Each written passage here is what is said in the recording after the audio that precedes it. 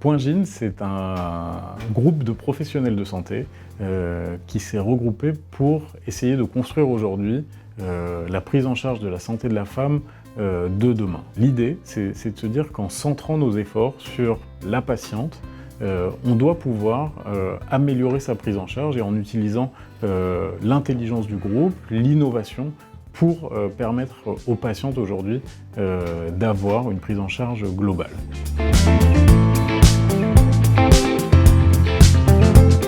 Dans notre équipe Point Gyn, qui est aujourd'hui 4 centres de santé, une soixantaine de médecins qui nous ont rejoints, une trentaine de paramédicaux qui sont dans nos équipes et qui sont complètement intégrés.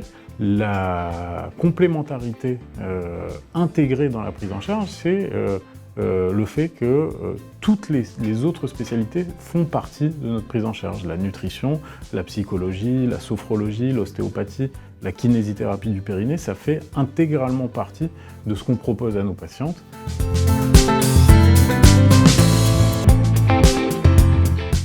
Il est aujourd'hui très compliqué pour un médecin unique de se dire qu'il est expert en fertilité, expert en cancérologie, expert en gynécologie et qu'à côté de ça, il sait faire les échographies de dépistage des malformations d'un enfant, qui sait traiter un problème urinaire. Et donc, notre conviction, c'est que être en équipe et avoir de l'expertise très proche, c'est très important pour une femme. Il est très difficile pour une patiente de devoir aller voir un médecin qui va dépister quelque chose, puis d'aller en voir un autre dans un autre endroit, et d'avoir un accès qui est compliqué, des délais qui sont très compliqués. Notre idée, c'est vraiment d'être tous ensemble pour pouvoir offrir toute l'expertise à nos patientes.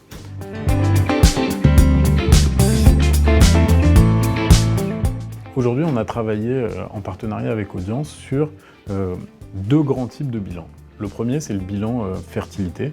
L'idée, c'est de se dire qu'un couple qui essaye d'avoir un enfant, ou pas un couple, ou une femme seule qui veut connaître son état de fertilité, c'est aujourd'hui très compliqué de le faire. On a donc construit un bilan qui permet à une femme, en un jour, de voir l'ensemble des spécialistes qui vont déterminer son état de fertilité, qui vont être capables, à la fin de ce bilan, de lui donner des recommandations.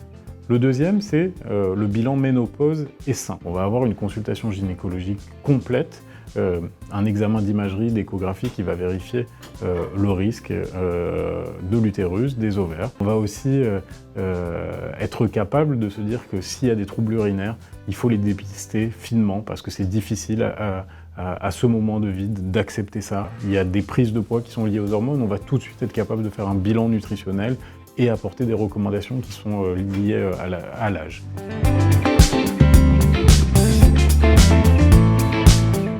La téléconsultation en gynécologie, ça a fait sourire beaucoup de personnes au début parce qu'on s'est dit qu'est-ce que les gynécologues vont bien pouvoir faire en téléconsultation. Aujourd'hui, on se rend compte que ça fait partie des 3 spécialités qui en font le plus, après les médecins généralistes et les psychiatres. C'est quasiment au même niveau des dermatologues qui ont une spécialité très visuelle et qui se portent bien à la téléconsultation. Bien évidemment, en téléconsultation, en gynécologie, on ne va pas faire un frottis en téléconsultation, on ne va pas faire une échographie.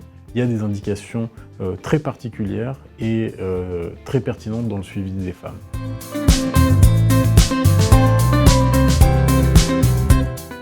La fertilité, typiquement, c'est une très bonne utilisation de la téléconsultation. C'est-à-dire que faire une téléconsultation après un examen qui doit définir une stratégie, ça ne nécessite pas d'examen clinique. C'est-à-dire qu'on doit regarder les résultats d'un bilan, d'une prise de sang, d'une IRM et décider ce qu'on fait. On se rend compte qu'en faisant ça, en faisant de la téléconsultation entre les consultations, on peut raccourcir les délais et permettre aux patientes d'être prises en charge plus rapidement et donc de rentrer dans leur projet de grossesse, en tout cas plus rapidement. Et on espère démontrer même qu'on a un impact sur les chances d'être enceinte, qu'en raccourcissant ce délai, qui peut prendre des mois, on a plus de chances que les traitements marchent, le plus tôt on les commencera.